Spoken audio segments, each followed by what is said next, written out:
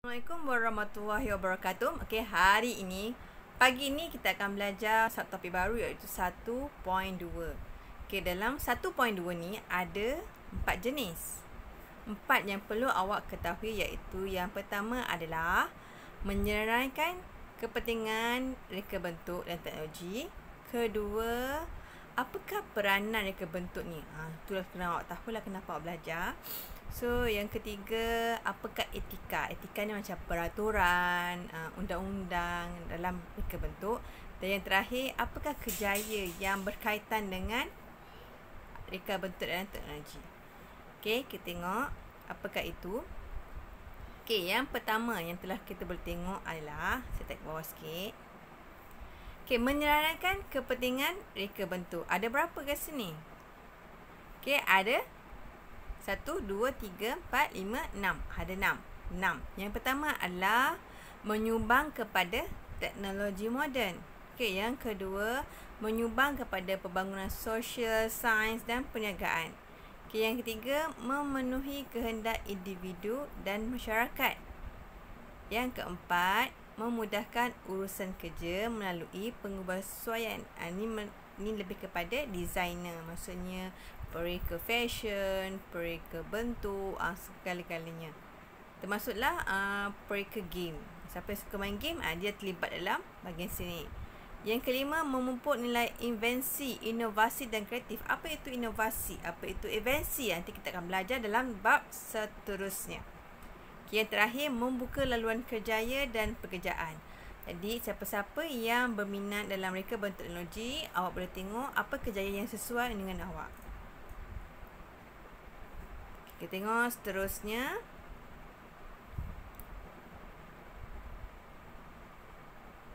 Okey, di bawah ni adalah bidang-bidang yang berkaitan dengan teknologi. Okey, apakah bidangnya? Okey, yang pertama adalah industri yang berkaitan dengan kewangan, mesin pembinaan, penghilangan dan perhubungan.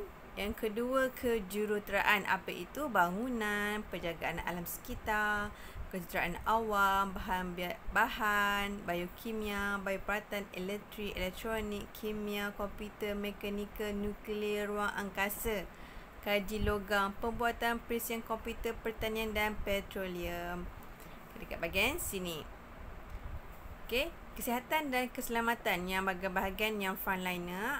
Yang tahu kan frontliner sekarang dalam COVID-19 kan. So dia ada berkaitan dengan bioinformatik, bioteknologi, farmaseutika, bioperubatan, keselamatan, kimia informatik, kesihatan, perlindungan, kebakaran, pemakanan dan pakaian. Okay, yang seterusnya maklumat dan komunikasi berkaitan dengan grafik, komunikasi, pengimage dan muzik. Jadi siapa-siapa yang minat pada main game, sini adalah bahagian dia untuk mereka game. Kat sini tempat dia. Seterusnya, kediaman ia berkaitan dengan peralatan di rumah seperti periuk, sudu, pengeluaran makanan seperti pembungkusan, bekas atau tempat minum, pendidikan seperti papan tulis, projektor dan pen. Semua ni berkaitan dengan RBT. So, RBT ni banyak sangat meluas. Kemudian, bahagian olahraga dan rekreasi. Ialah berkaitan dengan alatan, keperkemahan, kelengkapan sukan dan taman permainan. Kemudian pengangkutan ia berkaitan dengan ruang angkasa, lautan, kenderaan bermotor, pengangkutan darat, udara dan air serta kapal angkasa lepas.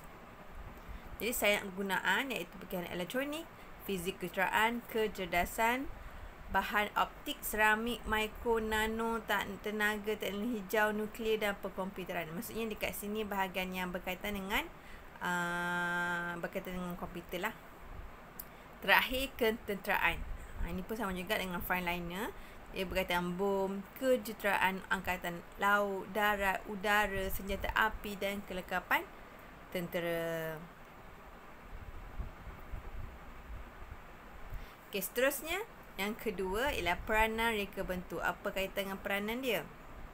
Kita tengok dekat sini ada bahagian individu. Individu ni memberikan kebebasan memilih kepada pengguna mengikut kemampuan dan keperluan, menjadikan pengguna lebih kreatif, mudah melakukan tugas, dan menerima manfaat daripada sumber alam ciptaan Tuhan.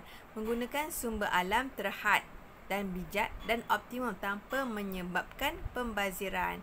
Memupuk sikap bersyukur kerana kehidupan semakin diperolehi. Dan terakhir, menghasilkan reka bentuk serba boleh dan kaya dengan idea. Situ. Kemudian kita tengok bahagian masyarakat. Masyarakat ada berapa? Ada 5. Okey. Okey, jom kita baca sama-sama bahagian masyarakat. Kenapa penting masyarakat ialah supaya melindungi, memelihara etika sosial, menyokong, melindungi dan mempelbagaikan etika budaya, melahirkan nilai-nilai estetika. Kemudian melahirkan masyarakat yang kreatif dalam penggunaan sumber, membentuk masyarakat lebih bertamadun dan berdaya maju. So, apa fungsi dalam bahagian pengeluar iaitu ataupun negara? Ia berkaitan dengan mengeluarkan produk berjenama negara, melindungi hak cipta rakyat, meningkatkan pendapatan negara menjadi aset negara yang berharga, menjaga maruah dan keselamatan negara, menjadi penanda arah sebagai negara maju. Okey, ketiga, apakah itu etika dalam reka bentuk? Etika ni ada 5 di sini. Yang pertama adalah keaslian, iaitu mereka produk dengan usaha sendiri, bukan ataupun meniru orang punya. Yang kedua, mestilah jujur dalam menentukan harga produk untuk mencari keuntungan tanpa membebankan pengguna. Yang ketiga, mestilah bermanfaat, iaitu produk yang dihasilkan memberi manfaat kepada pengguna. Yang keempat, mestilah mesra alam sekitar, iaitu tanpa menjejaskan alam sekitar, gunakan alatan atau bahan yang boleh dikita semula. Yang terakhir, mestilah selamat digunakan dan tidak memberi kesan sampingan kepada pengguna. 5 etika yang perlu awak patuhi, iaitu mesti asli, jujur, bermanfaat, mesra alam sekitar, dan 5 adalah selamat digunakan. Okey, yang terakhir iaitu kerjaya dalam bidang reka bentuk teknologi. Apakah kerjaya-kerjaya? Mana tahu berkaitan dengan awak punya minat, iaitu arkitek. Arkitek ni membuat bangunan. Pereka bentuk otomotif, iaitu mereka kereta. Pereka bentuk kejuruteraan, maksudnya menghasilkan litar, elektrik, elektronik, mesin, sebagainya. Mereka bentuk grafik. Ia adalah mereka bentuk lukisan, logo dan iklan. Mereka bentuk fashion, iaitu mencipta pakaian. Mereka bentuk permainan, segala permainan termasuk komputer ataupun yang seperti adik awak main apa semua tu, robot, patung sebagainya sebagai mereka bentuk permainan. Mereka bentuk persembahan makanan, dia berkaitan dengan chef. Mereka bentuk industri ialah mereka bentuk alatan dan sistem. Mereka bentuk pengajaran seperti orang yang mencipta, contohnya digunakan buku teks dalam e-book kan. So dia adalah satu pereka bentuk pengajaran. So pereka bentuk hiasan dalaman seperti interior design, maksudnya dihias, dicantikkan rumah dalaman.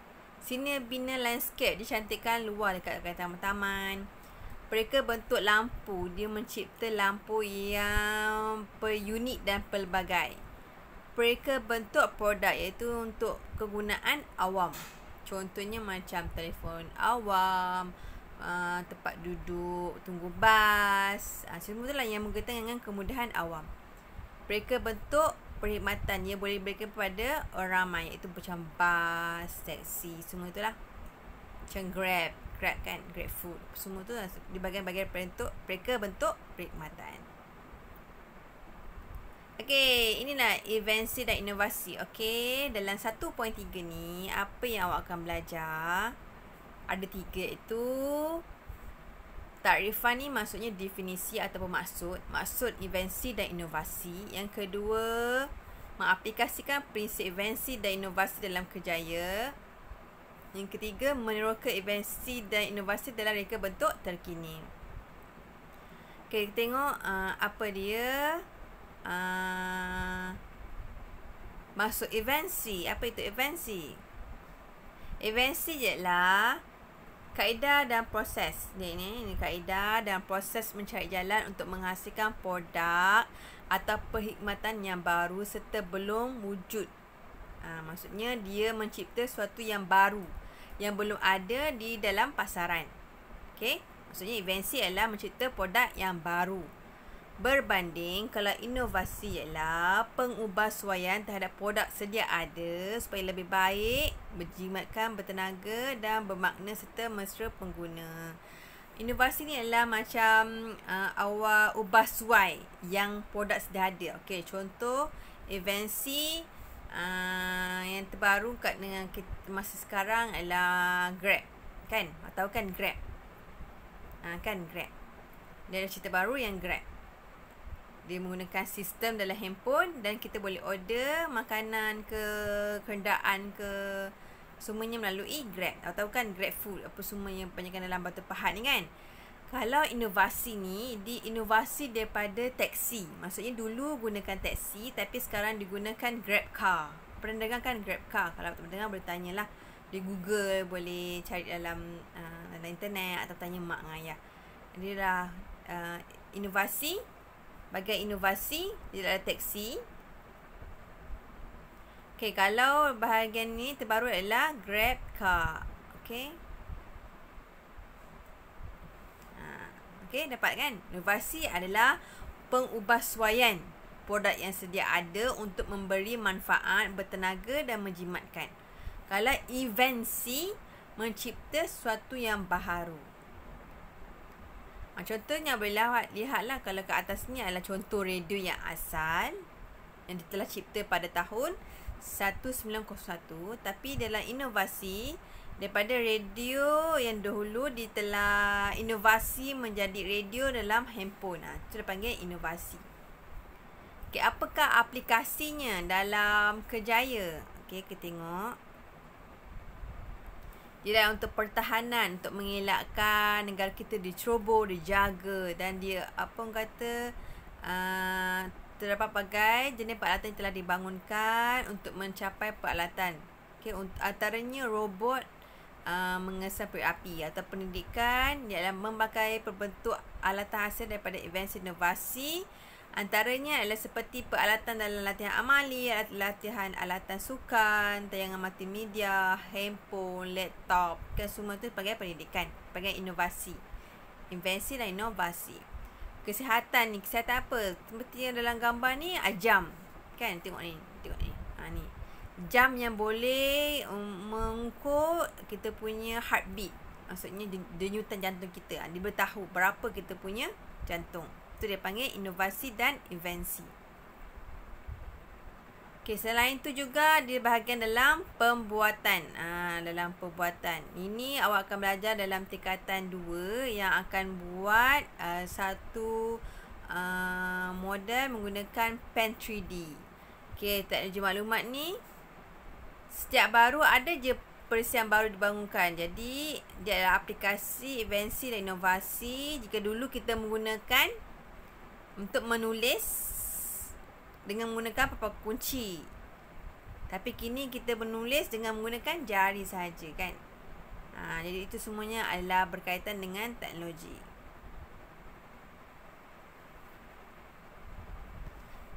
Okey, apakah invensi dan inovasi dalam reka bentuk terkini? Okey, antara pertama ialah telefon pintar pengesan gempa bumi. Hanya menggunakan telefon Android sahaja untuk mengenal pasti gempa bumi. Nampak ni. Dia ada bacaan ni lah. Maksudnya ada warna hijau yang garis-garis tu adalah bacaan yang berlaku gempa bumi. Kemudian pengesanan ergo. Apa itu ergo? Ergo adalah kita sering menundukkan kepala kan semasa menundukkan skrin komputer. Jadi melalui pengesanan ergo, alat ini menunjukkan bahawa kedudukan kita ni betul ke tidak, macam lurus ke bengkok. Sebab kalau selalu bongkok je kan macam ni kan. Kalau macam ni je, dia akan menyebabkan belakang awak sakit. Tapi kalau berbanding dengan ini, awak menggunakan ini, nanti badan awak akan selesa sebab tulang belakang kita ni betul dalam keadaan lurus. Dan habis. Okey, habis dalam bab 1.